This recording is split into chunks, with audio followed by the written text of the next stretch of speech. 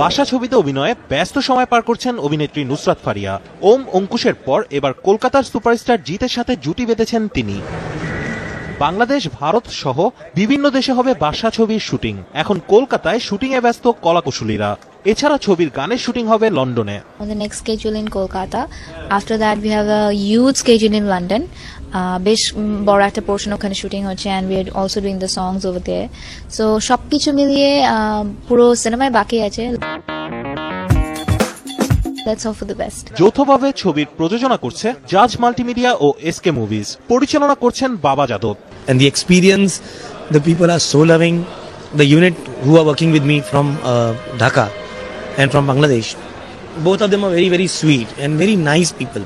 ছবিতে একটি বিশেষ চরিত্রে দেখা যাবে চিত্রনায়ক ফেরদৌসকে।